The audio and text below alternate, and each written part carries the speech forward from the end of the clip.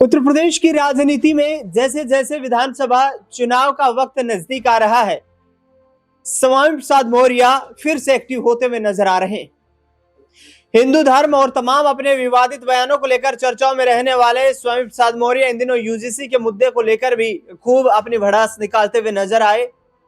स्वामी प्रसाद मौर्य ने कहा कि पिछले लंबे अरसे से पिछड़ों, दलितों, शोषितों, वंचितों पर अत्याचार होते रहे, लेकिन समाज के कुछ वर्ग चुप्पी साधे बैठे रहे।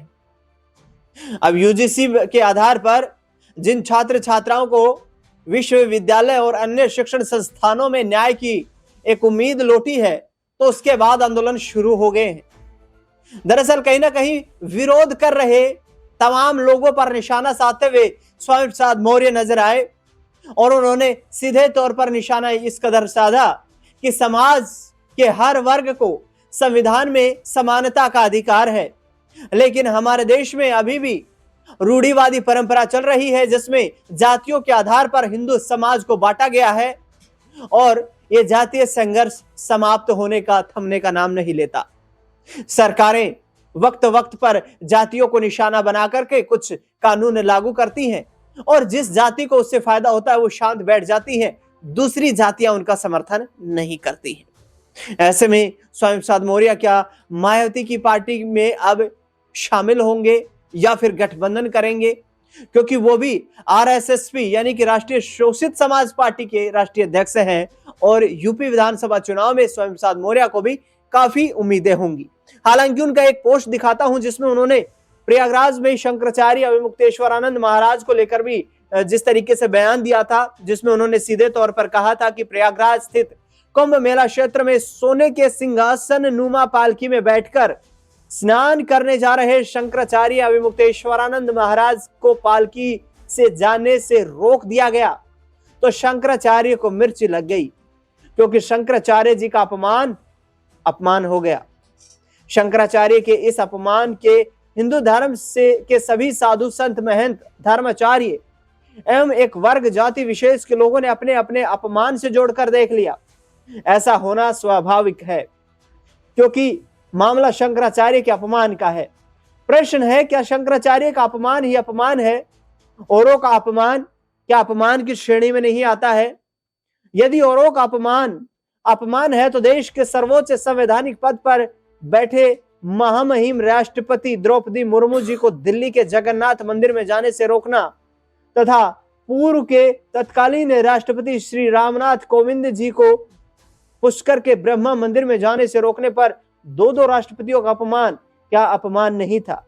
मुख्य न्यायाधीश भारत पर जूता फेंका गया, क्या वह अपमान नहीं था? यदि अपमान था तो उस समय के शंकराचार्य, साधु संत महंत और धर्माचार्य चुप क्यों रहे? पिछड़े वर्ग द्वारा मुख्यमंत्रियों द्वारा मुख्यमंत्री आवास खाली करने पर गंगाजल गौमूत्र से धुला जाना क्या गरिमामयी मुख्यमंत्री पद का अपमान नहीं था? यदि अपमान था तो फिर उस समय सब चुप क्यों थे? यूपी के इटावा में दो भागवताचार्यों का सिर मुंडवाया जाना, चोटी उखाड़ लेना, महिला मूत्र से स्नान कराना और इसके साथ साथ अन्य अत्याचार करना क्या किसी का अपमान नहीं है?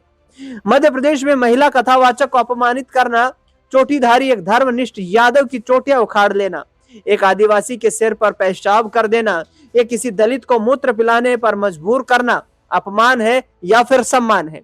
आखिर चुप्पी क्यों है?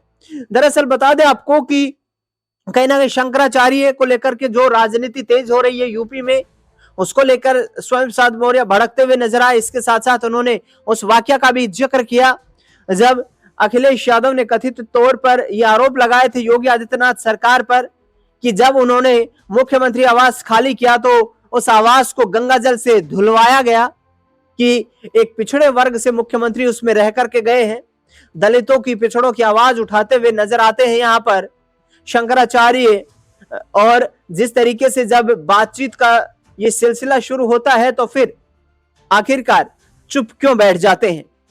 उन्होंने कहा कि योगी जी हिंदू हैं, यह बात किसी के गले नहीं उतर रही है। शंकराचार्य जी कहते हैं कि मुख्यमंत्री योगी आदित्यनाथ हिंदू हैं ही नहीं, जबकि योगी जी स्वयं पहले गोरखपीठ के पीठाधीश्वर हैं, बाद में मुख्यमंत्री गोरखपीठ के महंत का रुतबा किसी शंकराचार्य से कम नहीं है।